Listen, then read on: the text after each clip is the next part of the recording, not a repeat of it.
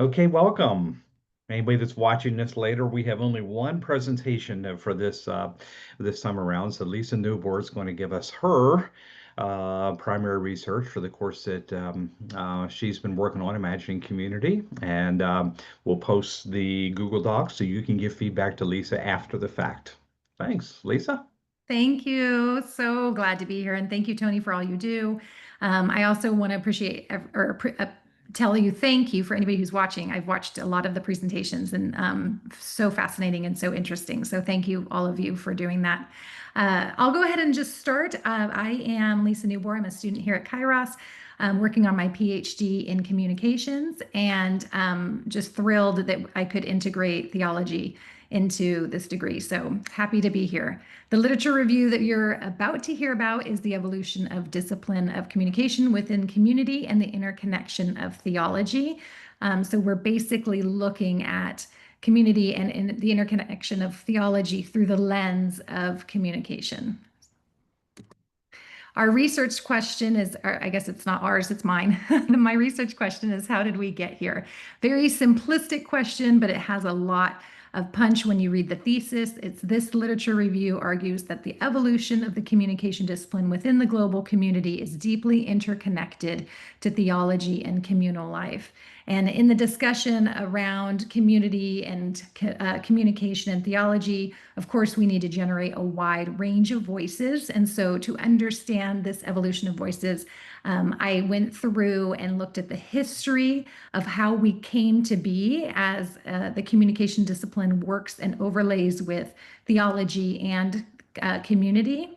This literature review, I divided into two main areas: history, which I will show you a couple slides of that, synopsis, and discussion. And so after we figure out a little bit of the history and there's a uniform understanding of the evolution of communication, then I have the scholars discussing and engaging with each other on the shared experiences, common interests, and expertise that lead to our communities. So really the meta narrative that we're trying to expand upon is what I love about Kairos University, and it teaches, which is the story of God's activities on behalf of human flourishing across centuries and cultures, which is what I spent a lot of time on, leading to aid in research and reflection. So hopefully this literature review will be interesting to you. It was fascinating to me.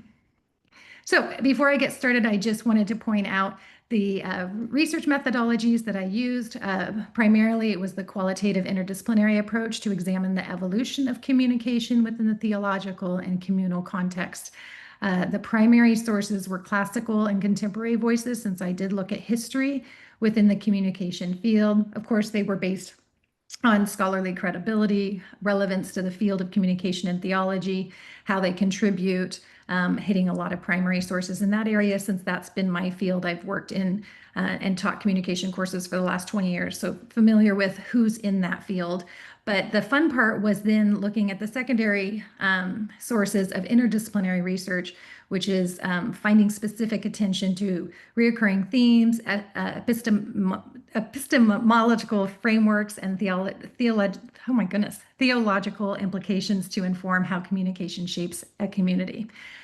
So lots of looking at treatises in theology and what journal articles, academic historical texts, to give a multi-dimensional perspective. So the limitations, of course, are this is specifically focused, and there's it's not non-exhaustive studies. So lots more out there for that. But the main thing with the research that I found really interesting is as you go through historical text, you're trying to figure out the trajectory in which you want it to take. And so that was fun in the context of what we're looking at. So the central argument that I presented is that communication is the foundational element of all communities. And spoiler alert, after all of my research, I realized it is not. So it is not the foundational element, but it is embedded into all communities. And so that was kind of a fun realization at the end of my lit review to realize that I had used a different word. But I did find indeed that communication is embedded into all communities and specifically within theological communities. The definition of communication that I used was from Alder and Proctor. That's one that we use in higher education as kind of an introductory to communication studies. And it's the process of creating meaning through some symbolic interaction. Going forward in other lit reviews, I will use different meanings since we have expanded on that definition through digital integration. So we'll use different definitions as I go. And then the first case study that I loved, some of the required or the recommended reading came out of Herbert's book, Transforming Worldviews, an Anthropological Understanding of How People Change. If some of you had a chance to look into that, he starts with a really fun story in the South Indian village, and he recounts this performance that was given, a program that was given to an audience, and it was about the Christmas story. And I have a little visual aid there.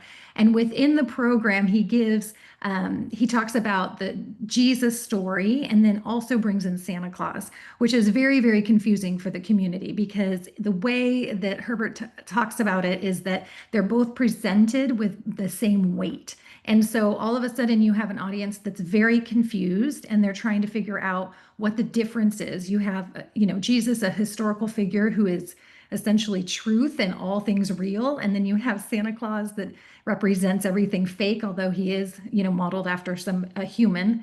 But he's more of a consumer-minded marketing kind of thing. And so the idea there is that we have these two figures in a program, and yet our audience doesn't know what to do with that information and how they delineate with what's truth and what's not. And this case study is fascinating to me because it illustrates a community with inaccurate information, and then it results in misinterpreted meaning, which then results in a very confused community. And so giving equal weight to things that shouldn't get equal weight and obviously creates a disconnect for our audience. And so we need to realize the power of what our communication is doing within our communities and for the theology that we're presenting. So I thought that was a fun way to start the lit review.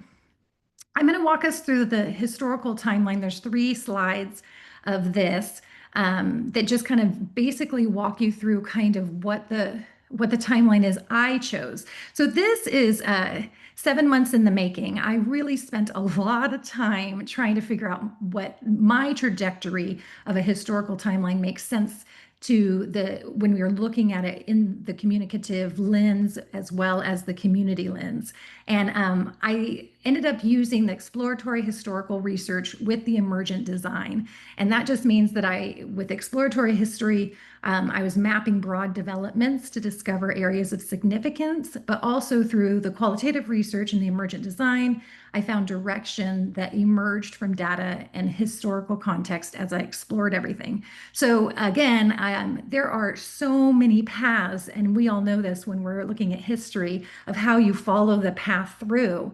And I had always understood just the discipline of communication path. And then I learned through this a little bit of the theological path, but how they intersect and how they kind of work together was kind of a fun study to kind of walk through and say, the big question is, how did we get here? And so this is giving us some idea. So I just highlighted some of it for us so that we could look at it today, and I'll run through it fairly quickly. But in the beginning, God spoke this into existence. We know that that's not where communication started. We all know that it started with the triune in their intrapersonal communication, the God Father, God the Son, and God the Holy Spirit talking amongst each other.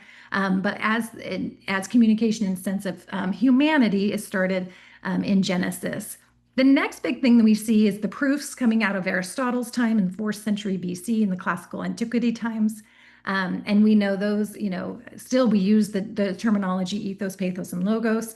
And then going into first century BC, we see Cicero and Quintilian codifying the rhetoric as civil and moral art. I loved reading about the De Oratore because it's all about bringing ethics into it, and there's moral character, and all of a sudden it's not just rhetoric sitting out here on its own, but now we're adding a behavior that's coming to it. And so that's very interesting to read with that, along with the Rhetorica ad Hernium. And so that's interesting because that's now a to-do kind of textbook of how you can accomplish this kind of art, which is interesting. In the fourth century, in the late antiquity, the Augustine of Hippo is an area that, gosh, I could sit on forever. And I understand why there's so many scholars who just stay with Augustine of Hippo for a long time, because the integrated classical rhetoric with Christian preaching is fascinating. And so reading through those four books and seeing how much richness there is there. So that was fun to look at that aspect. We continue on in the 5th century BC, or excuse me, in the 5th and 6th centuries in Boethus, and then the rule of Saint Benedict. And these are bringing in the classical logic and rhetoric, and also trying to bring in the communication in the formative and then the spiritual sense. So that's where that is. The Alcuin of York in the 8th and 9th century, I loved reading about him, and I spent some time with him in my lit review because this is starting to formulate a little bit more of a structure for our liberal arts and our Christian education. And so, of course, the trivium's invited into this section with the grammar and the rhetoric and logic. And so that's a section that I thought, ooh, maybe in a later lit review, I can spend a lot more time on that because that's very interesting. And I know that we have a scholar at George Fox nearby who also knows about Alcuin very well. In the 12th and 15th century, scholastic use of rhetoric and theological training. We start seeing it in the schools, especially the Catholic schools. And then, of course, we all know about the Reformation, Martin Luther and John Calvin, and how that changed because now we're seeing things on paper, and how are people analyzing and being able to evaluate and reform the church that way. Our final slide on history timeline comes into where we are in the 17th century. Elocution and sermon delivery emphasized in the Enlightenment era. And then when we enter the 1900s, these are where we start seeing a lot of secular communication disciplines work here. And I want to dive more into this again.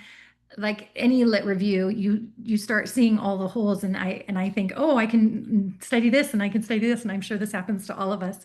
But this is a page where I'm thinking, oh, this will be great to dive into each one of these areas in the terms of theology. So that's a fun later study to do as well.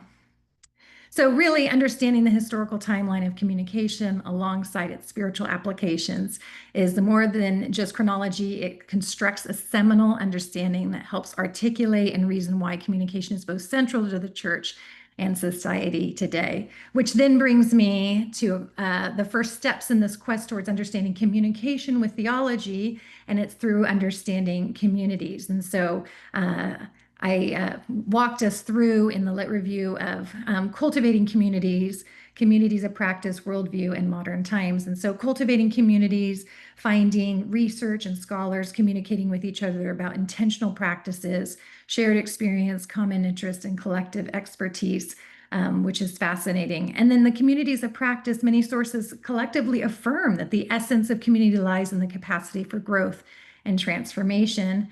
And they remain dynamic, and they always need goals or purpose for evolution of concepts. In the worldview, the mental framework that shapes how people perceive and interpret reality, every time I see the term worldview, I laugh because I taught a business ethics course a while back. And when we did our unit on worldview, I did it in our chapel, which is a really small 50-person chapel. And I taught this series of 3 lectures in there. And after the fact, I thought, was that a little too much persuasive that I'm doing this whole thing on worldview in a chapel so that they have to stare at the cross when I'm talking about what their belief system and their values and the assumptions. It's a Christian university, so I think they're fine with it. But it just kind of made me laugh that I was helping create their mental framework within that.